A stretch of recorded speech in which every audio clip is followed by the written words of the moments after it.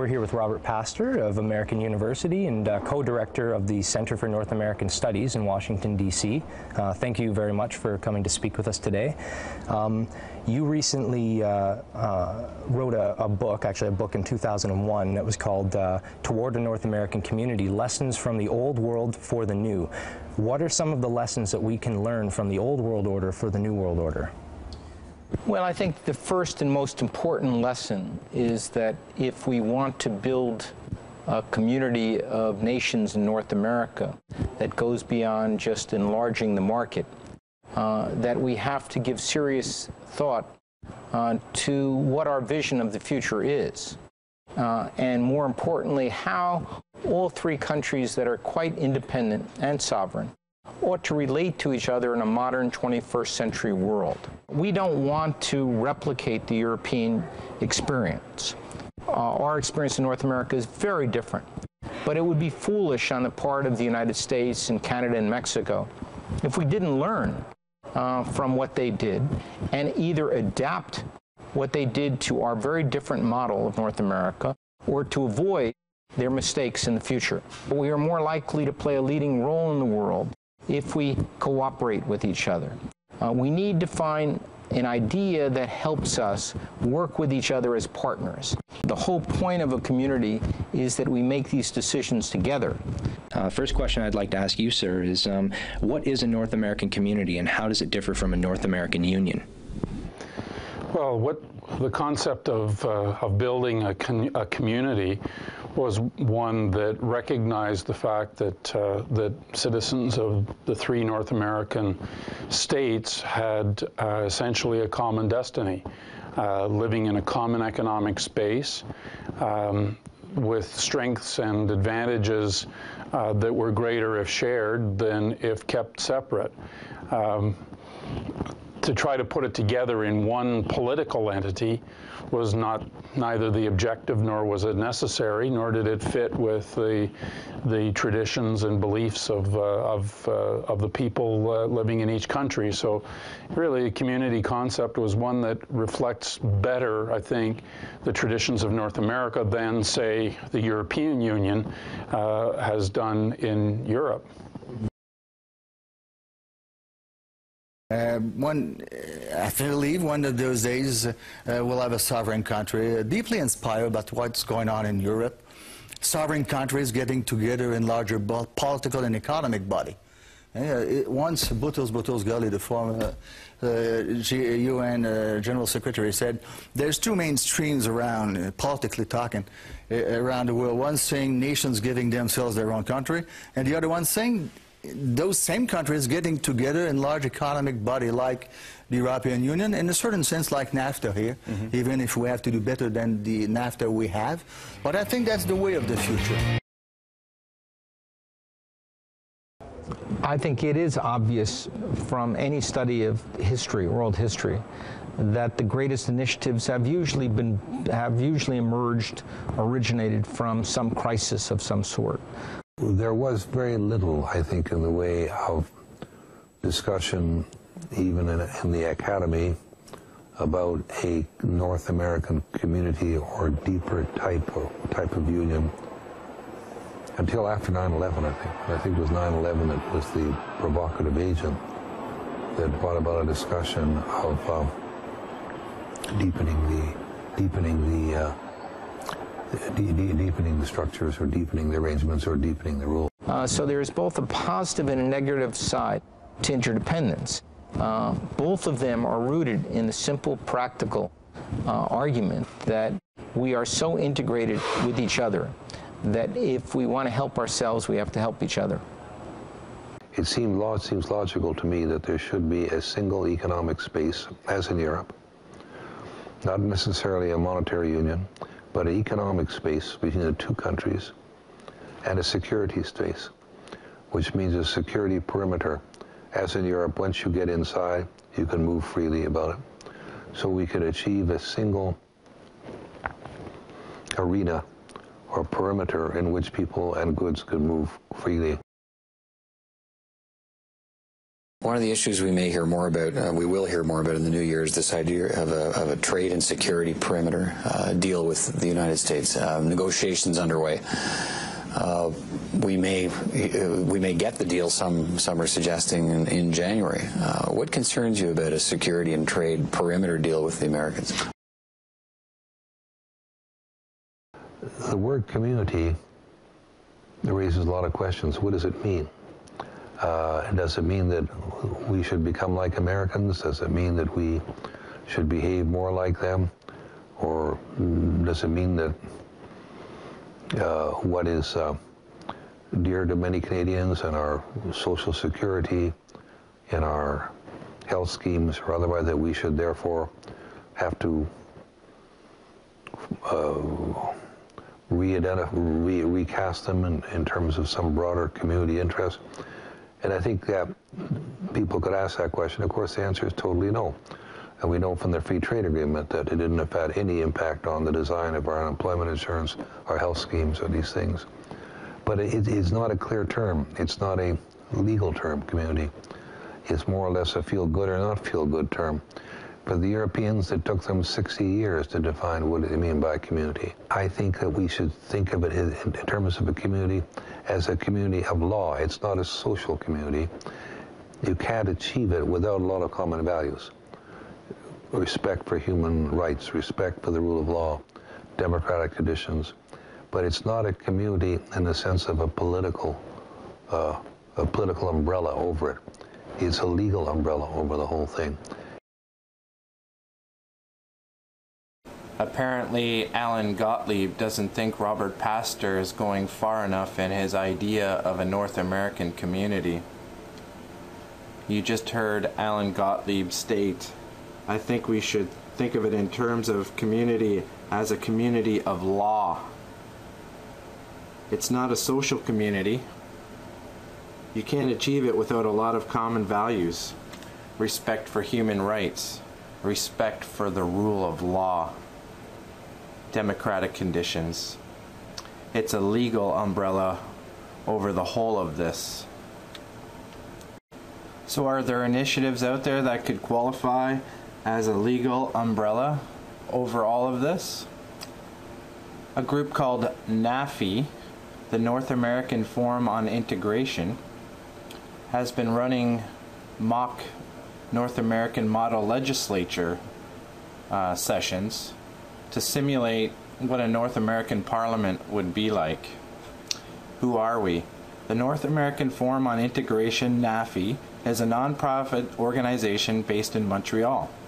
NAFI, created in 2002, aims to address the issues raised by North American integration, as well as identifying new ideas and strategies to reinforce the North American region.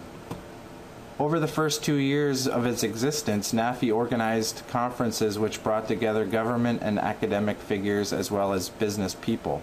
The first conference, organized by NAFI, entitled Beyond Free Trade, Strengthening North America, was held in Montreal in 2003. This conference was attended by 280 people as well as prominent conference speakers.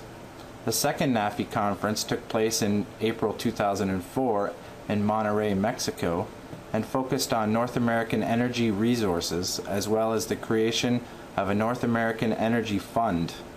About 200 participants and conference speakers took part in the conference, among which the former energy minister, Mr. Felipe Calderon. Now, Mr. Gottlieb would like to talk about the rule of law. And it's very interesting that he would mention that, because the rule of law is what our Constitution in Canada is based upon. And in our Constitution, it says that there shall be one Parliament for Canada. Not two, not three, not a North American model legislature. By participating in events like this to further promote North American integration and to accomplish what Mr. Gottlieb is mentioning about a legal umbrella over the whole of this, they're exactly breaking the rule of law in Canada. So we hear Alan Gottlieb talking about giving this North American community more than just the title of a community, but rather giving it the effect of law, North American law perhaps, as we see here in the North American model legislature that's being simulated. We can see that Robert Pastor and his idea of a North American community also involves an umbrella of law and doesn't stop at just creating a community of people and ideas. As we see here, North American Forum on Integration, NAFI, in collaboration with the North American Center for Transborder Studies of the Arizona State University, invites you to Arizona from May 29th to June 3rd, 2011 to participate in this simulation parliament. Meeting between North American political actors. The legislatures will debate themes of a political, economic, and environmental nature, while lobbyists will attempt to influence the legislatures. So a complete simulation of what would normally take place in Parliament of Canada. They break it down into three roles: legislators, journalists, and lobbyists. And we can see Mr. Pastor's involvement. If we go to the board of directors and simply scroll down, you'll see Mr. Pastor here, professor and director of the Center for North American Studies, is right in there with all of this, of course. So when they talk about North American community, make no mistake, they're not talking about simply a feel-good solution, as Mr. Gottlieb mentions, is not going to work anyways, and they all realize this. And this is why they're working towards a North American Parliament. Do you think it would be more beneficial eventually to push towards a North American Union with representatives from all three countries, that people can have a vote, that you can have representatives basically on a parliament, a North American Parliament in the future? I think that's so far down the road as to be hardly worth spending time speculating about.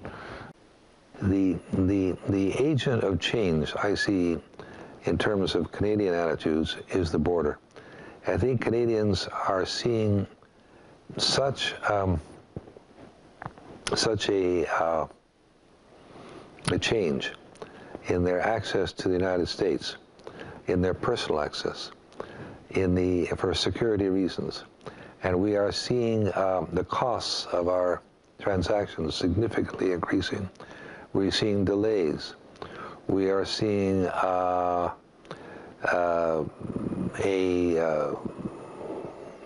very troubled infrastructure. We're seeing greater delays. We're seeing new taxes.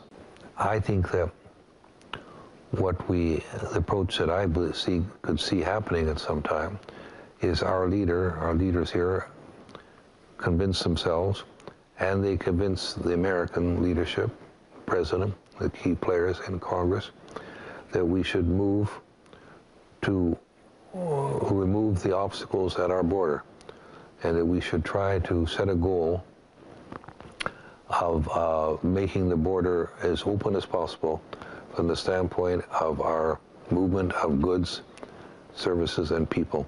That should be the goal. If we achieve that, we will achieve a common economic space. So we can move with defined goals towards removing the border as an obstacle to our two-way movement of goods and peoples. And we can do that from the standpoint of our common approach to security issues and sharing of intelligence. What we're talking about here is Canada's sovereignty. We're talking about Canadians' privacy, and this government doesn't want to talk about it all. And even, as I said in the question period, even this government should be concerned about privacy, and they make no bones about, we have to have integrated economies and all the rest of it. And some of us have some concerns about whether they're doing that. But when it comes to Canadians' privacy, and when it comes to Canada's sovereignty, that needs to be debated in the House of Commons, and they need to tell us what the plan is.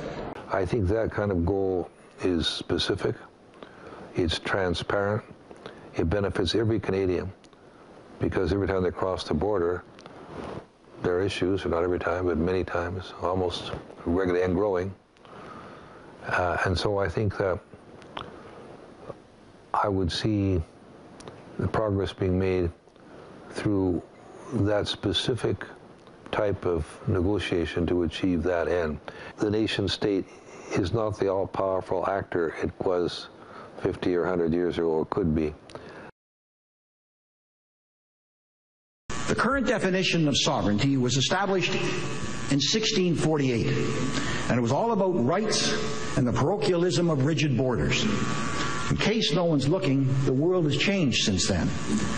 Surely, if we have learned one thing from the financial crisis, it is that the definition of sovereignty today must now include sovereign duties and the responsibility of nations to each other. To those who argue, as some will, certainly the U.S. Congress, German unilateralism, that all of this is an attack on their sovereignty, let me simply ask where they've been for the last couple of years. That in fact we're all going to have to give up a little bit of our sovereignty in order to make the world work. But ladies and gentlemen, in that brief parting of the veil, I saw world leadership at its best, a glimpse of a hopeful future. One where we act together for the good of all, the world we have been trying to build since 1945, the world we want for our children and grandchildren. It shows it can be done if we act together, and I call this enlightened sovereignty.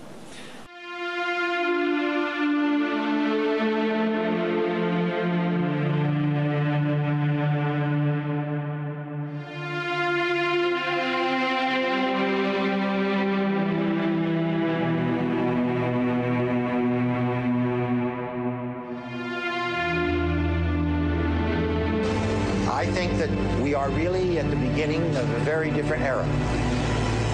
1944, the great minds of the world, Dexter White, John Maynard Keynes, and a bunch, essentially laid the foundations for the Bretton Woods institutions and the United Nations. And they built a system which functioned for over 50 to 60 years.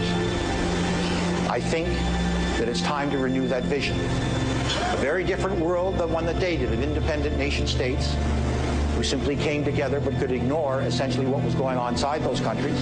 That day is over, thanks to Min-Y-Llan. I think we've got to take it one step further.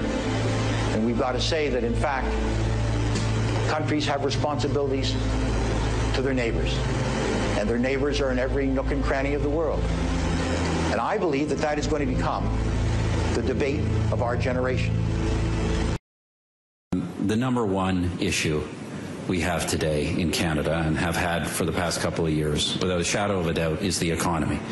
But as I constantly remind Canadians, there isn't really a Canadian economy anymore. It is a global economy. And yes, the Canadian economy, so to speak, is doing better than many other countries. But the general trajectory of the Canadian economy, whether we're on the down or downhill as we were last year, or whether we're on the rebound as we are this year, is fundamentally determined by the state of the global economy. That is essential. I know some people don't like it. It's a loss of national sovereignty, but it is a simple reality. It is a simple reality. We don't have any information.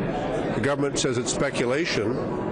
We do have a lot of quite well-founded information being provided to us that says this, in fact, is being considered. And obviously the government wouldn't be spinning its information to some selective reporters unless it was, in fact, planning to do something. So we have an obligation to ask about it. And I think that the challenge for us is that we simply don't know exactly what it is the government is contemplating doing or signing, and I think that's what we're entitled to know as a House of Commons.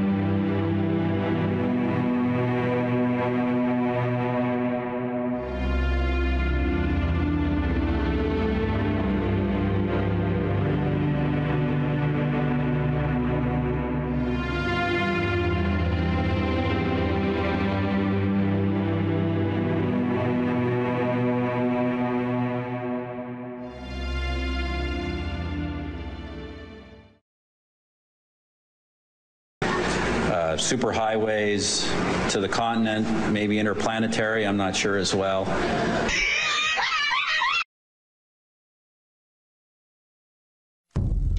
Well, the politicians laugh it off, and if you ask anybody in a position of authority in Washington about the idea that there's a plan well underway to create a North American Union along the lines of the European Union, which would be composed, among other things, of a great big superhighway system that would connect all three countries. In fact, there you see a map extrapolating from some information that the people who believe in this. It's a fairly widely believed theory, believe it or not.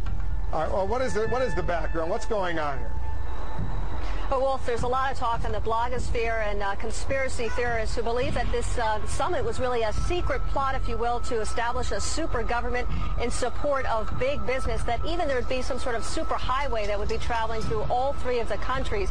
All leaders got quite a bit of a chuckle out of this one. We even heard Superhighways to the continent, maybe interplanetary, I'm not sure as well. In the highly competitive global economy, our growth is increasingly tied to trade. We need a strategy that capitalizes on our inherent strengths.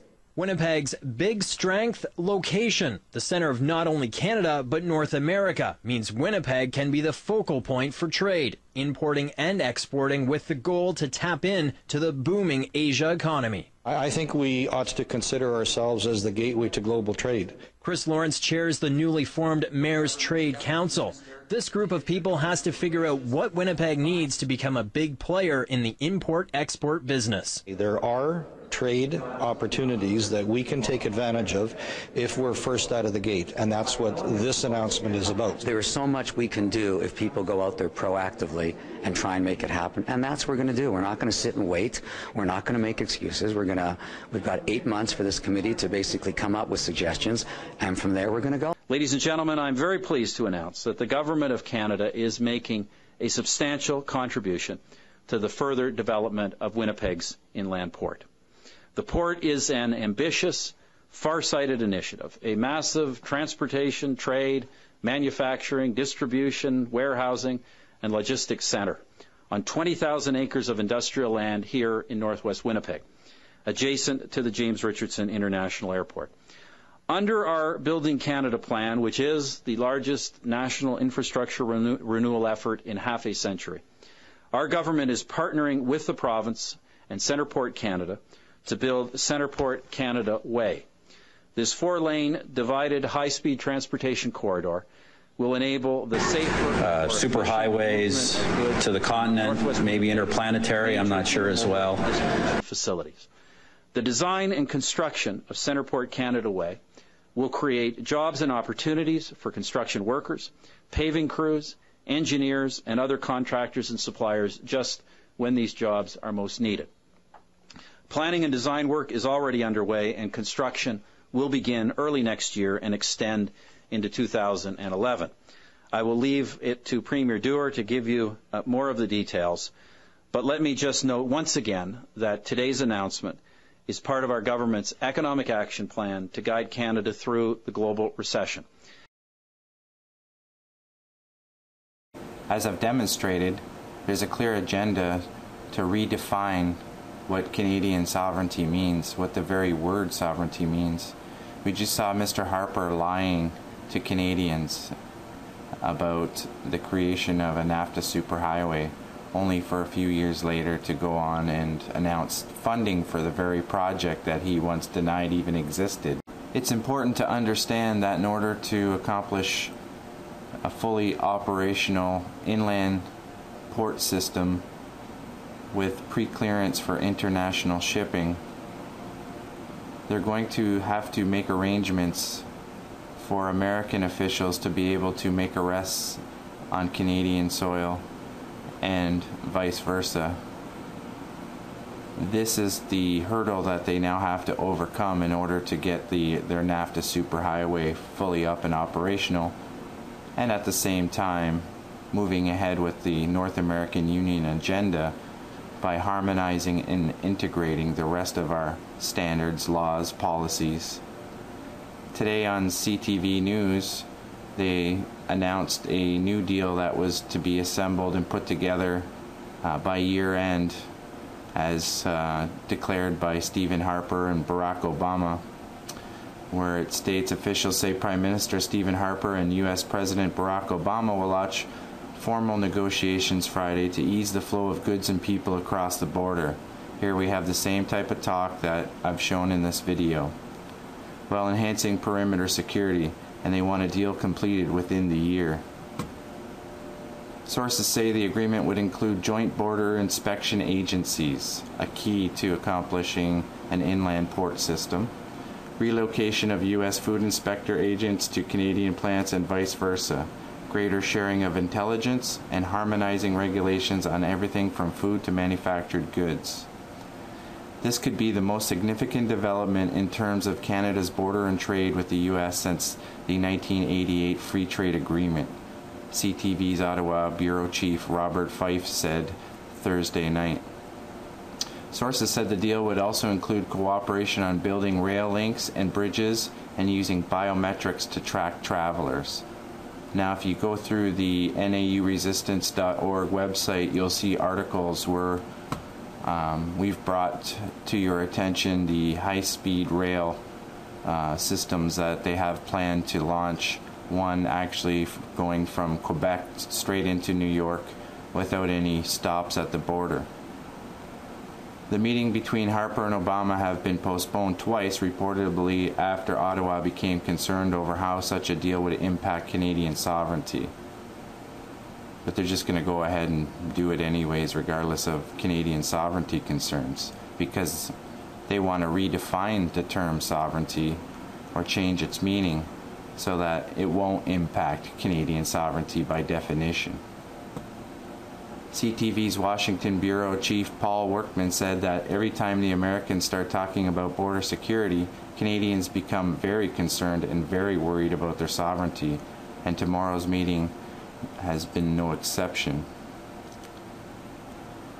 Law enforcement agencies on both sides of the border share information informally, but talk of a formal agreement on the matter has led to fears about protecting Canadian independence. This is very important stuff, people. This is front page news.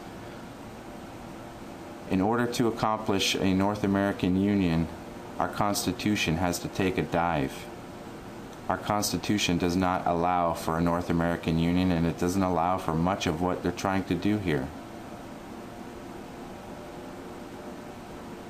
Everything that we're trying to fight for as far as our social causes and things that are based off of our laws, our system of law, are about to be changed and pulled out from underneath us. This becomes issue number one because it relates back to the main rule of law, which is our Constitution. You take that away, everything else goes back to ground zero, and you have to start all over again. Liberal leader Michael Ignatieff has painted the issue as a stealth deal in the works because the Conservative government has held the preliminary talks behind closed doors without indicating what a potential deal would cover. But here we have Michael Ignatieff playing both sides of the fence. Is he American? Is he Canadian? We're not sure. Both Colin Robertson, a former Canadian diplomat who has been consulting with government officials on the issue of border security, was less than optimistic about the prospects for the negotiation. It does have its fans, especially in the corporate sector, which is the main driver behind North American Union. They want as much as we can give them, and we're not going to give them as much as they want, Robertson told the Canadian press.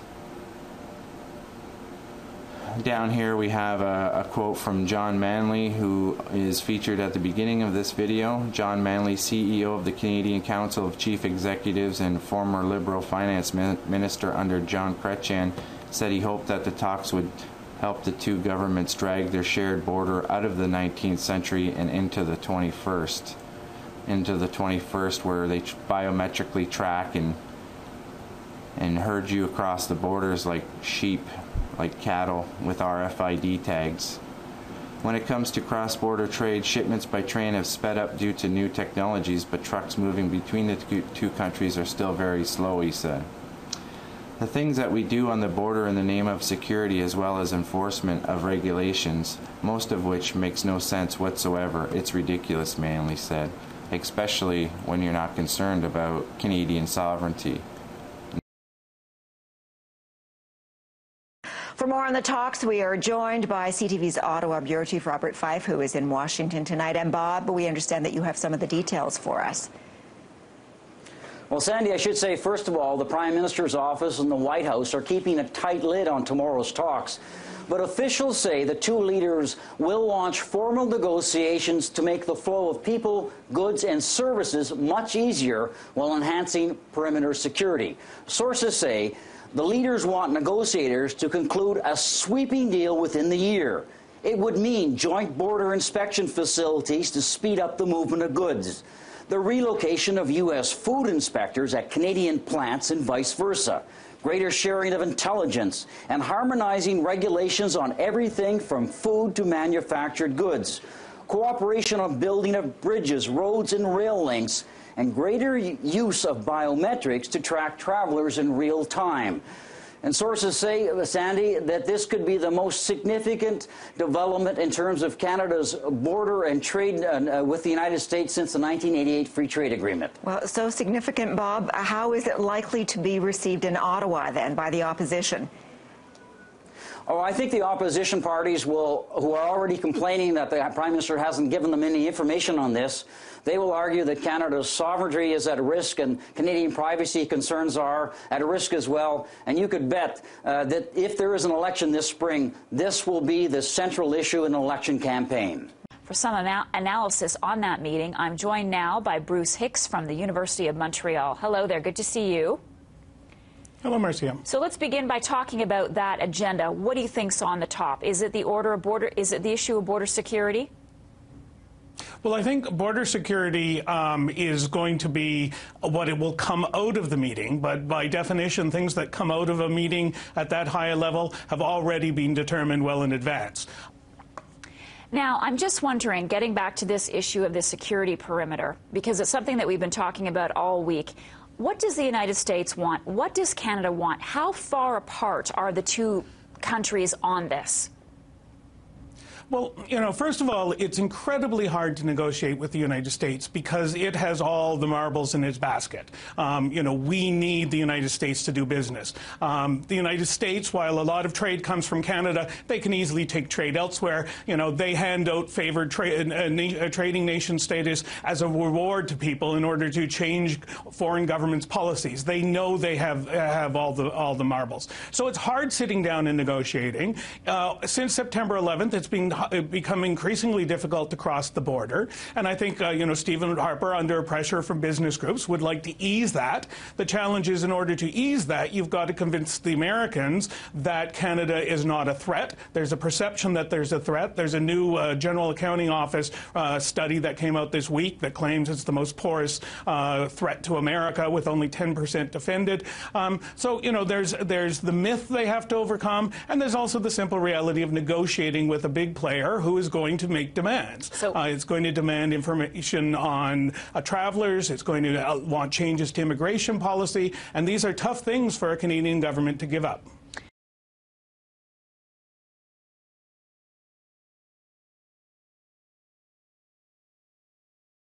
We're coming up to the top of the hour, and we're about 10 minutes away from the polls closing in eastern Canada. All the initial indications are that this is going to be too close. The turnout for this referendum is easily the highest on record.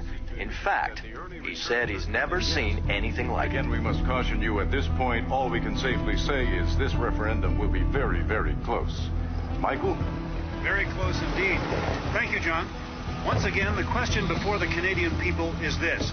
Do you give the government of Canada the mandate to execute the proposed union with the United States of America? If the vote is yes, the Confederation of Canada will be dissolved, and our nation will be split into 6 states joining our neighbors to the south. The newly minted states will retain control over such matters as natural resources and health care, and the Canadian dollar will be converted at par, representing a windfall to the Canadian people. For America, the Union offers security, a unified continent with a common perimeter of defense. Mr. Prime Minister.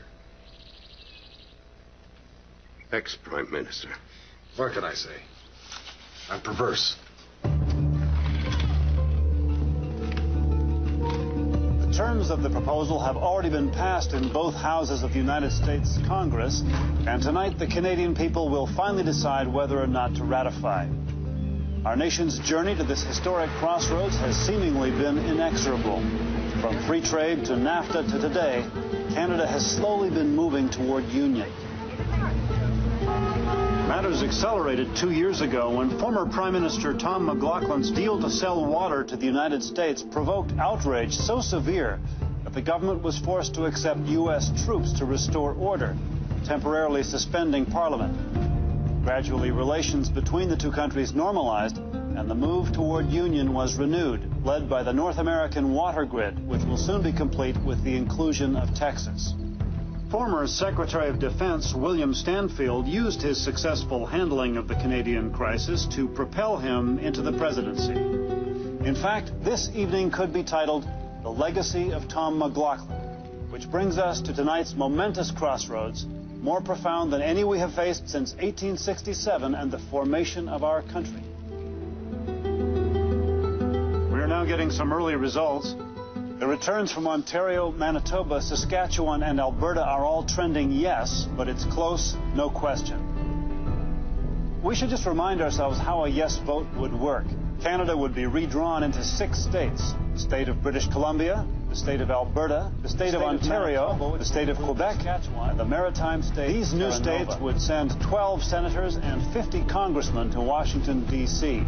I'm being told that we are now ready to call the vote.